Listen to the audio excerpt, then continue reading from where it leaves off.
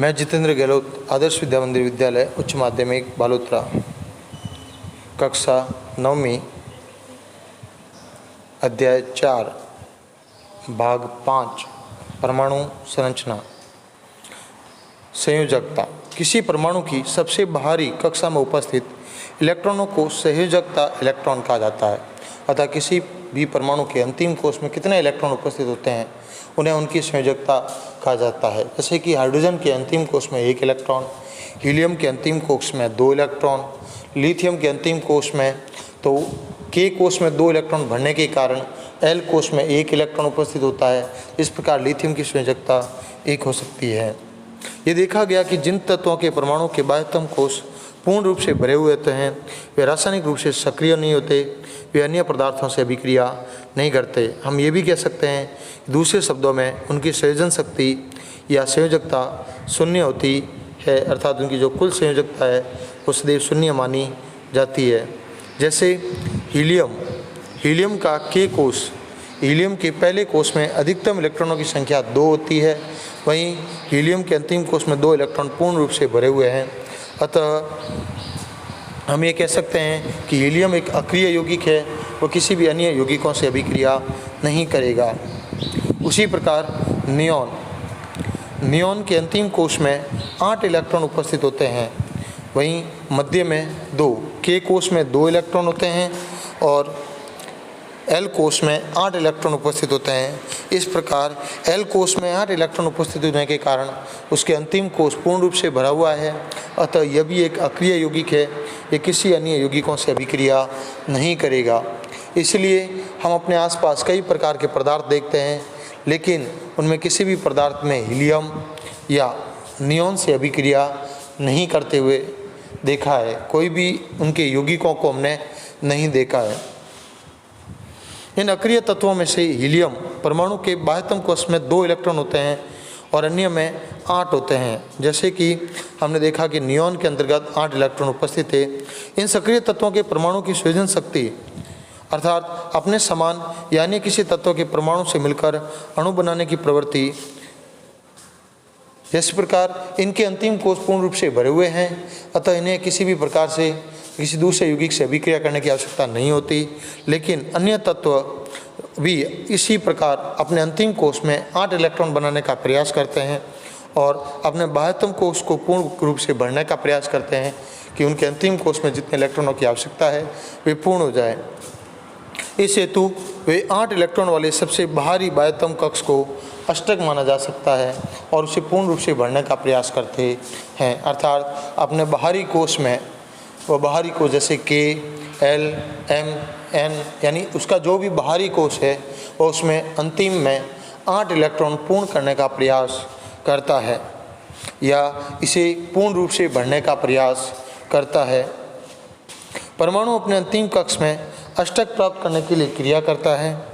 यह आपस में इलेक्ट्रॉनों की साझेदारी करना, उनको ग्रहण करना या उनको त्यागना आदि हो सकते हैं। परमाणु के बाह्यतम कक्ष में इलेक्ट्रॉनों के अष्टक बनाने के लिए अर्थात उसके बाह्यतम कोश में 8 इलेक्ट्रॉन पूरे करने के लिए वे जितनी संख्या में इलेक्ट्रॉनों की साझेदारी या स्थानांतरण करते हैं, अर्थात जितने इलेक्ट्रॉन वे तो या तो ग्रहण करते हैं या इलेक्ट्रॉन किसी दूसरे यौगिक को देते हैं या जितने इलेक्ट्रॉनों का साझा करते हैं, वे सभी उस तत्व की संयोजकता शक्ति अर्थात उसकी संयोजकता कहलाती है। जैसे हम एक सारणी के अंतर्गत देख सकते हैं, सबसे पहला यौगिक है हाइड्रोजन। हाइड्रोजन का परमाणु संख्या 1 होती है, वहीं उसके अंदर पाए जाने वाले प्रोटॉनों व इलेक्ट्रॉनों की संख्या सदैव समान होती है। तो दोनों में ही 1-1 इलेक्ट्रॉन है और न्यूट्रॉन इसमें उपस्थित नहीं होता। और नियमों के अनुसार के कोश में 1 इलेक्ट्रॉन अधिकतम हो सकता है, तो यहाँ के कोश में 1 इलेक्ट्रॉन पाया गया और अंतिम कोश में के कोश में अधिकतम 2 इलेक्ट्रॉन हो सकते हैं। अतः उसके अंतिम कोश में 1 संयोजकता उसकी मानी गई, उसकी संयोजकता 1 हुई। वहीं हीलियम के परमाणु संख्या 2 है, प्रोटॉनों की संख्या भी 2 है, क्योंकि सदैव परमाणु संख्या प्रोटॉनों की संख्या पर भी ही निर्भर करती है। तो आप इस चीज़ का विशेष ध्यान देंगे तो परमाणु संख्या, प्रोटॉन संख्या व इलेक्ट्रॉन संख्या ये तीनों मान सदैव समान होते हैं। न्यूट्रॉनों की संख्या भिन्न भिन्न तत्वों के लिए भिन्न भिन्न हो सकती है, उनसे समानता प्रदर्शित करे ये अनिवार्य नहीं है। जैसे कि हम देखते हैं यहाँ पर, तो वहीं हीलियम के दो परमाणुओं की संख्या के अनुसार उसमें 2 इलेक्ट्रॉन उपस्थित भी होते हैं और ये दोनों इलेक्ट्रॉन के कोष में पूर्ण रूप से भरे जाते हैं। और के कोष पूर्ण रूप से भरे होने के कारण अब इसे संयोजकता शून्य कहा जा सकता है, क्योंकि अन्य किसी परमाणु से अभिक्रिया नहीं करेगा। लिथियम में 3 परमाणु संख्या उसकी, अर्थात उसके अंदर 3 प्रोटॉन पाए जाएंगे, वह 3 प्रोटॉन के साथ 3 इलेक्ट्रॉन पाए जाएंगे, लेकिन उसमें एक अधिकतम 4 न्यूट्रॉन पाए जाते हैं। पहला कोष पूर्ण होने के कारण अंतिम कोष में 1 इलेक्ट्रॉन L में चला गया और उसका संयोजकता भाग 1 हो गया। इसी प्रकार बेरिलियम परमाणु संख्या 4, प्रोटॉन संख्या 4, उससे 1 अधिक न्यूट्रॉन यानी 5, वहीं प्रोटॉन व इलेक्ट्रॉनों की संख्या समान है अर्थात 4।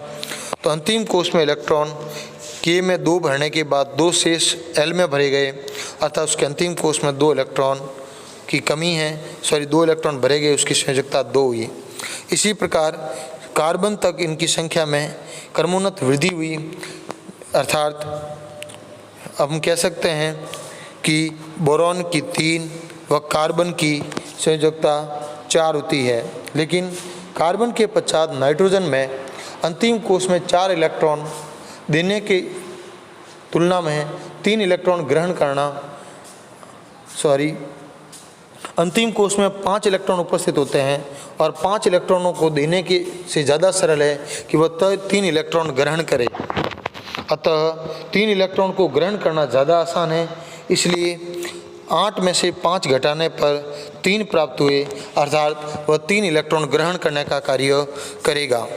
उसी प्रकार ऑक्सीजन में अंतिम कोष में परमाणु संख्या 8, प्रोटॉन 8, न्यूट्रॉनों की संख्या 8 और प्रोटॉन व इलेक्ट्रॉनों की संख्या समान होती है, तो 8।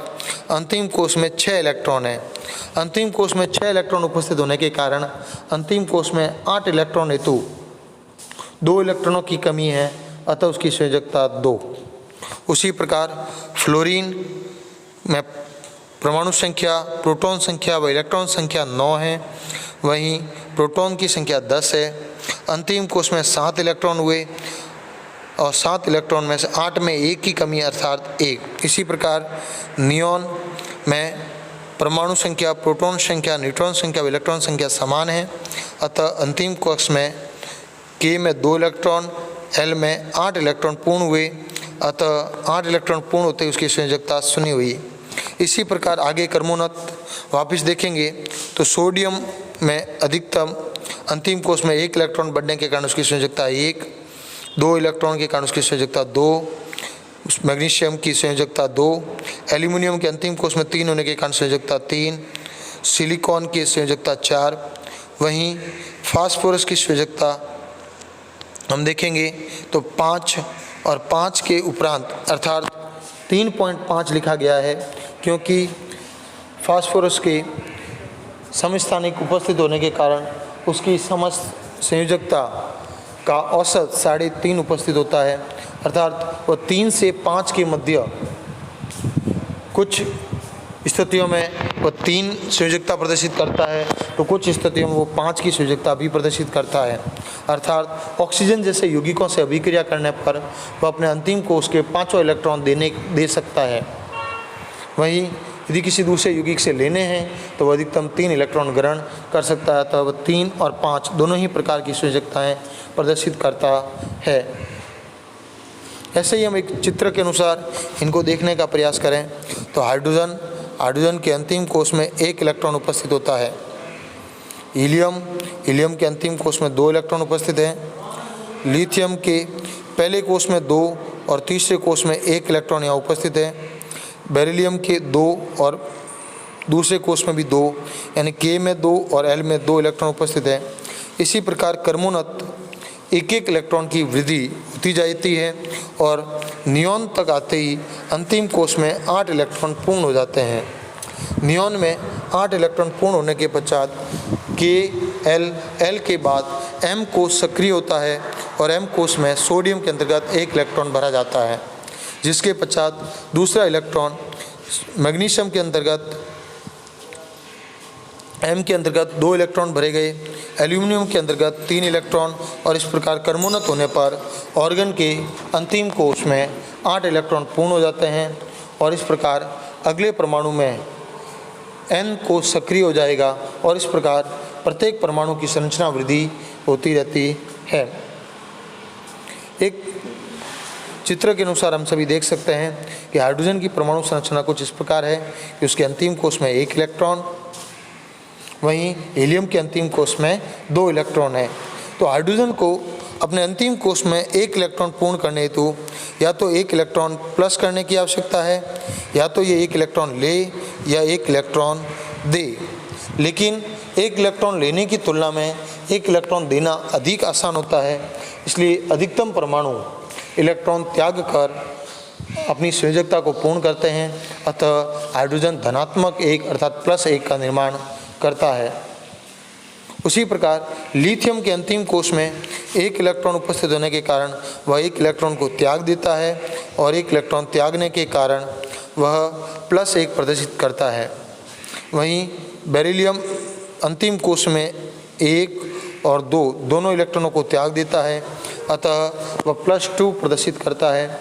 उसकी संयोजकता धनात्मक रूप से 2 होती है। अर्थात हम ये कह सकते हैं उदाहरण के लिए कि हाइड्रोजन, लिथियम या सोडियम प्रत्येक के परमाणु के बाह्यतम कक्ष में केवल 1-1 इलेक्ट्रॉन होता है, अतः ये अपने 1 इलेक्ट्रॉन का त्याग करते हैं, जिससे इनकी संयोजकता 1 कही जाती है। यदि इसी प्रकार बात की जाए तो मैग्नीशियम और एल्यूमिनियम की संयोजकता क्रमशः 2 और 3 है, क्योंकि मैग्नीशियम के बाह्यतम कोष में 2 या 3 इलेक्ट्रॉन पाए जाते हैं। जैसे कि एक चित्र के अनुसार हम समझने का प्रयास करें तो हाइड्रोजन के अंतिम कोष में 1 इलेक्ट्रॉन होता है, उसी प्रकार इसके K कोष में 1 इलेक्ट्रॉन है। इसी प्रकार यदि बात करें लिथियम के भी अंतिम कोष में 1 इलेक्ट्रॉन होता है, लिथियम Li के अंतिम कोष में भी 1 इलेक्ट्रॉन उपस्थित होता है। वहीं सोडियम के अंतिम कोष में भी 1 इलेक्ट्रॉन उपस्थित होता है। तो ये अपने अंतिम कोष से 1 इलेक्ट्रॉन को त्याग कर अपनी संयोजकता को धनावेशित करते हैं। वहीं मैग्नीशियम के अंतिम कोष में 2 इलेक्ट्रॉन हैं, तो अपने 2 इलेक्ट्रॉनों को त्याग कर +2 आवेश प्रदर्शित करते हैं। वहीं एल्यूमिनियम के अंतिम कोष में 3 होने के कारण यह +3 प्रदर्शित करते हैं। लेकिन किसी परमाणु के बाह्यतम कोष में इलेक्ट्रॉनों की संख्या उसकी समता के अनुसार लगभग पूरी है, अर्थात केवल कुछ इलेक्ट्रॉनों की कमी होती है। उस स्थिति में वे संयोजकता को एक अन्य प्रकार से प्राप्त किया जाता है, अर्थात उसके अंतिम कोष में 8 इलेक्ट्रॉन पूरे करने हेतु उसे कितने इलेक्ट्रॉनों की आवश्यकता होती है उसको भी ध्यान से देखा जा सकता है।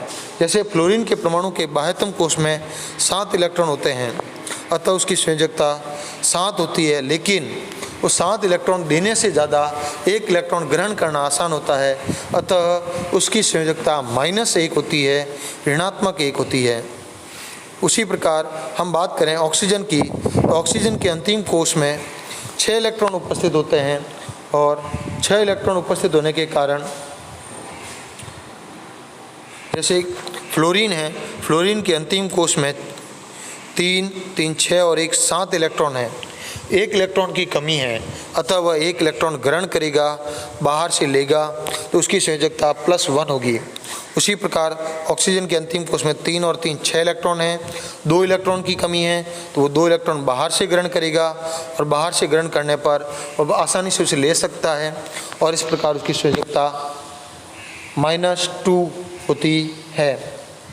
ऑक्सीजन की संयोजकता के लिए 6 इलेक्ट्रॉनों का त्याग करने की अपेक्षा 2 इलेक्ट्रॉनों को ग्रहण करना अधिक आसान है, अतः इसकी संयोजकता 8 में से 6 घटाकर प्राप्त की जाती है। उसी प्रकार फ्लोरीन की संयोजकता 1 और ऑक्सीजन की संयोजकता 2 है, अतः प्रत्येक तत्व के परमाणु की एक निश्चित संयोजन क्षमता होती है, जिसे उसकी संयोजकता कहा जाता है।